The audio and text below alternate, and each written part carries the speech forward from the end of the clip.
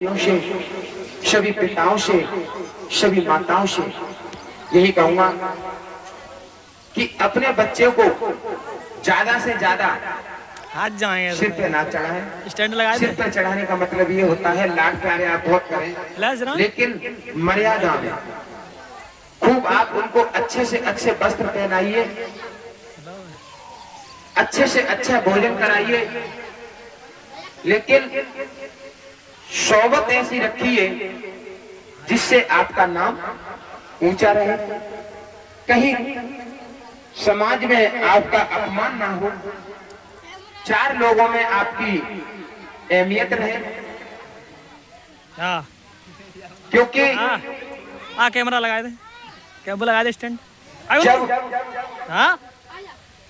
ना पाई ने बच्चे कुछ गलती करते हैं ना तब पकड़ रहे तो हैं, उसका परिणाम सिर्फ सुनना पाई ने माता पिता को भुगतना पड़ता है। खाली जब पिता कहीं पर भी नहीं झुकता है, झुकता है तो सिर्फ तू अपने बच्चों के कारनामे पर झुकता है। उनकी नजरें अपने बच्चे, बेटा और बेटियों के कारनामे से होती हैं। आज आपने अपने बच्चों को संस्कार अच्छे दे दिए, ये समझिए आपने जीवन में बहुत कुछ कमा लिया। आपको रोटी जो देंगे वो आपके बच्चे नहीं देंगे, आपके जो दिए हुए संस्कार हैं वो आपको रोटी देंगे। बच्चे तो वो भी हैं जो IAS PCS बने हुए हैं, डॉक्टर बने हुए हैं, लेकिन वो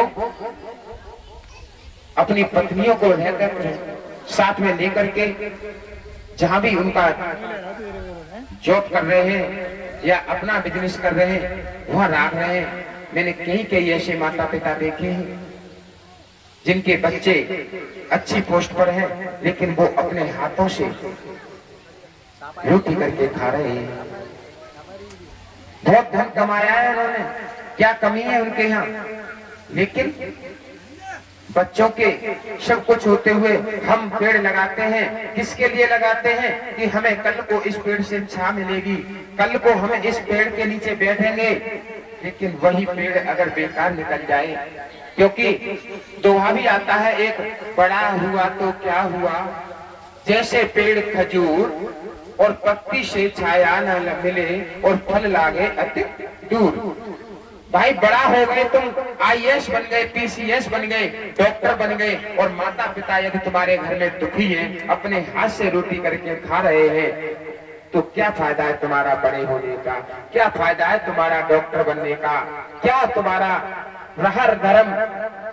क्योंकि धर्म वही है जो अपने माता पिता की सेवा करते हुए और डॉक्टर बने हुए हैं कि मेरे माता पिता हैं उनकी भी सेवा कर रहे हैं। आप धन थोड़ा कम कमा लीजिए, लेकिन माता पिता की तरफ ध्यान जरूर दीजिए। हर माता पिता की इच्छा यही होती है कि मेरे बच्चे बड़े हों, बड़े होकर के मेरी सेवा करेंगे, और सेवा उनको अगर ना मिली तो उनके दिल पर क्या बीतेगी। क्योंकि जिनके नहीं होते उनको आस होती है कि आज प्रभु ने यदि मुझे एक बेटा दिया होता तो कम से कम मेरी सेवा तो करता। और जिनके बेटे हैं और वो भी सेवा नहीं कर रहे हैं तो क्या फायदा, उस मैया पर क्या गुजरती है। तो मैं सभी से यही अनुरोध करूंगा, सभी मैयाओं से मैं यही विनती करूंगा, हे मैयाओं, बचपन से ही अपने बच्चों में ऐसे संस्कार डालिए कि मेरे तेरे की भावना ना है, और ये ना कहें कि ये तुम्हारी ताई है, ये तुम्हारी चाची है, लाला बिन्ने तुमसे कुछ कह रही है तुम उनसे बात मत करियो। नहीं, तुम उनमें ये संस्कार डालिए, बेटा हमारा तो जैसा भी है, लेकिन तुम्हारी ताई है तो तुम्हारी माँ के दाखिल है, तुम्हारी चाची है तो तुम्हारी माँ के दाखिल है, इनसे कभी अशब्द मत बोलना। बच्चा उसी जगह पर शांत हो जाएगा। मैंने देखा है ज्यादातर ये मैया को दौरानी ने कुछ कह दी, दौरानी जेठानी में कुछ वार्तालाप हो गई है, तो बच्चे बोलने लग जाते हैं, तुमने क्यों बोला? नहीं, वो बड़े हैं, बड़ों में तुम्हें नहीं बोलना चाहिए, क्योंकि तुम्हारी तो दोनों माँ हैं, चाची भी तुम्हारी माँ है और ताई भी तुम्हारी माँ है। इन माँओं के आशीर्वाद लीजिए, बद्दुआएं मत लीजिए। कल को कम से कम ये तो कहेगी कि मेरा लाला जिस दिन तू भी छोटा था उस दिन तूने इतनी अच्छी बातें कही। इन बातों को देख करके याद करेंगी, और नहीं तो आप आज उनसे झगड़ा करेंगे तो मैया भी यही कहेगी कि उस दिन इस बच्चे ने भी मुझे ऐसा जवाब दिया था।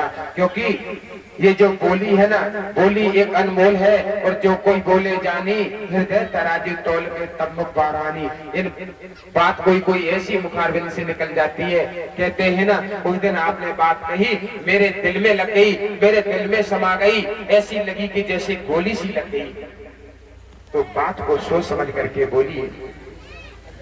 सभी हमारी माताएं बहनाएं, मेरा तो सिर्फ कथा कहने का उद्देश्य यही रहा कि बड़ी सुख शांति बना करके रखें आप अपने घर में। और देखिए भाई बंधु ही हमारे इस तरीके से रहे कि भाई ने अगर कोई बात कह दी है तो माफ कर दीजिए, क्योंकि भाई का प्यार कभी नहीं मिलता है।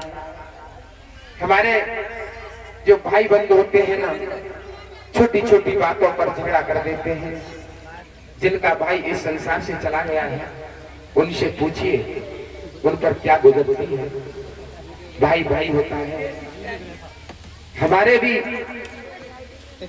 भाई जी थे, छोटे भाई थे, हमारे ताऊ जी रहते हैं गांव में, उनके सबसे छोटे पुत्र थे, बहुत अच्छे विचार थे, संतोष नाम था, संतोष बघेल।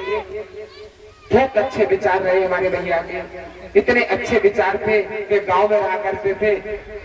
यदि किसी भी बहन की या किसी भी भाई की या किसी मैया की तबीयत खराब हो गई, उन पर बोलेरो गाड़ी रहा करती थी, लेके जाया करते थे हॉस्पिटल, और हॉस्पिटल से वापसी ला करके घर छोड़ दिया करते थे। जब घर के सदस्य पूछते थे बेटा संतोष कितने पैसे हो गए, तो वो ये कहा करते थे कोई पैसे नहीं हुए। जिसकी जैसी मदद बनती थी मदद